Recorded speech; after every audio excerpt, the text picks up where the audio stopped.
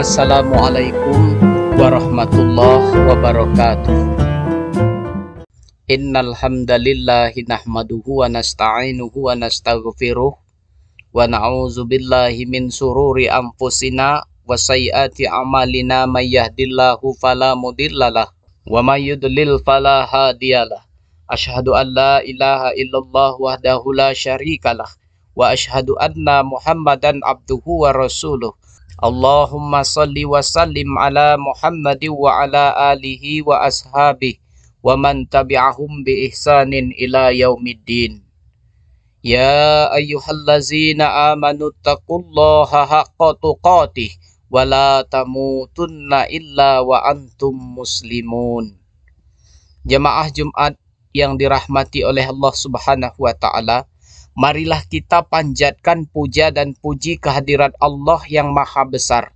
Semoga kita senantiasa dilindungi dari bencana, malapetaka, dan lain sebagainya. Salawat dan salam marilah kita limpahkan kepada Nabi kita Muhammad sallallahu alaihi wasallam. Tidak pula lah lupa berdirinya khotib di sini hendak mengingatkan kepada diri pribadi dan jamaah sekalian untuk senantiasa meningkatkan iman dan takwa kita kepada Allah Subhanahu wa taala. Hanya dengan iman dan takwa kita dapat bertahan di tengah bencana dan kesulitan hidup. Lebih dari itu, iman dan takwa dapat menjadi modal bagi kita untuk mendapatkan kebahagiaan di dunia dan akhirat. Allahumma salli ala Sayyidina Muhammad wa ala ali Sayyidina Muhammad. Jemaah salat Jumat yang dimuliakan oleh Allah, musibah kekeringan yang sedang dialami saat ini seharusnya menjadi sebuah muhasabah masal bagi kita semua. Kekeringan sebagai bagian dari takdir yang datang dari Allah juga merupakan konsekuensi dari perbuatan manusia yang telah mengabaikan kelestarian lingkungan. Dalam Quran surah Ar-Ra'd ayat 11 Allah Subhanahu wa taala berfirman, Bismillahirrahmanirrahim. Inna Allah la yughayyiru ma biqaumin hatta yughayyiru ma bi anfusihim wa iza aradallahu biqaumin su'an fala maraddalah wa ma lahum min dunihi min wal. Sesungguhnya Allah tidak merubah keadaan suatu kaum sehingga mereka merubah keadaan yang ada pada diri mereka sendiri.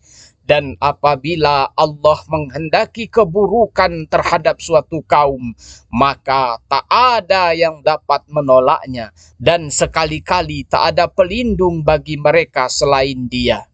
Dalam konteks kekeringan, kita harus merenungkan firman Allah ini sebagai panggilan untuk bertindak.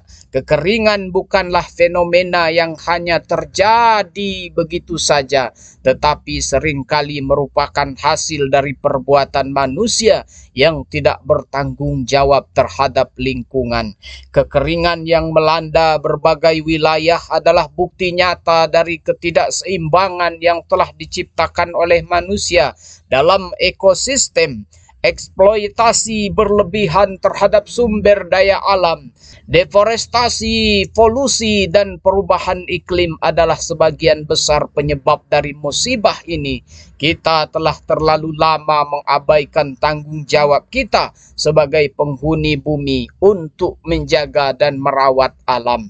Jemaah Jumat yang berbahagia, dalam fikih kebencanaan disebut bahwa bencana dalam hal ini kekeringan berfungsi sebagai media untuk introspeksi seluruh perbuatan manusia yang mendatangkan peristiwa yang merugikan manusia itu sendiri. Di sini berlakulah firman Allah Subhanahu wa taala, Quran surah Al-Hajj ayat 18, Bismillahirrahmanirrahim. Ya ayyuhallazina amanu taqullaha wal tanzur nafsum ma qaddamat lighad wattaqullaha innallaha khabirum bima ta'malun. Hai orang-orang yang beriman, bertakwalah kepada Allah dan hendaklah setiap diri memperhatikan apa yang telah diperbuatnya untuk hari esok akhirat, dan bertakwalah kepada Allah, sesungguhnya Allah Maha mengetahui apa yang kamu kerjakan. Muhasabah masal adalah saat yang tepat bagi kita untuk merenungkan peran kita dalam menciptakan kondisi saat ini. Sangat penting untuk lebih sadar akan kelestarian ekologis dan dampak negatif yang bisa ditimbulkan dari tindakan kita. Ini adalah momen di mana kita harus bertanya pada diri sendiri, apakah kita telah menjalani kehidupan yang berkelanjutan dan bertanggung jawab terhadap lingkungan. Langkah pertama dalam muhasabah ini adalah meningkatkan kesadaran kita tentang pentingnya kelestarian alam. Kita perlu memahami bahwa kita bukanlah pemilik alam ini, tetapi hanya penjaga sementara yang bertanggung jawab untuk melestarikannya bagi generasi mendatang.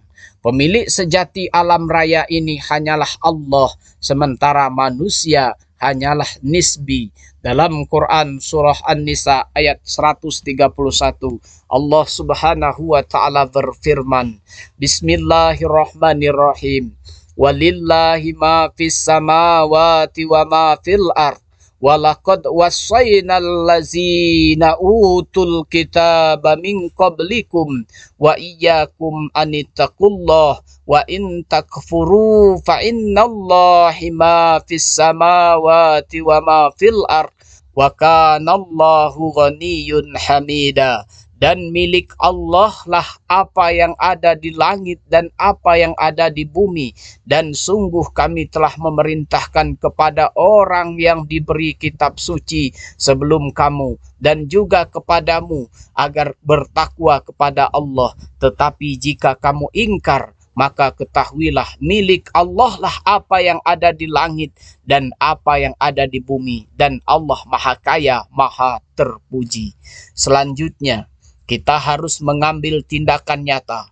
Ini bisa berarti mendukung upaya-upaya untuk menghentikan deforestasi, mengurangi polusi, dan mempromosikan energi terbarukan. Setiap individu, lembaga, dan pemerintah memiliki peran dalam menjaga ekosistem yang rapuh ini.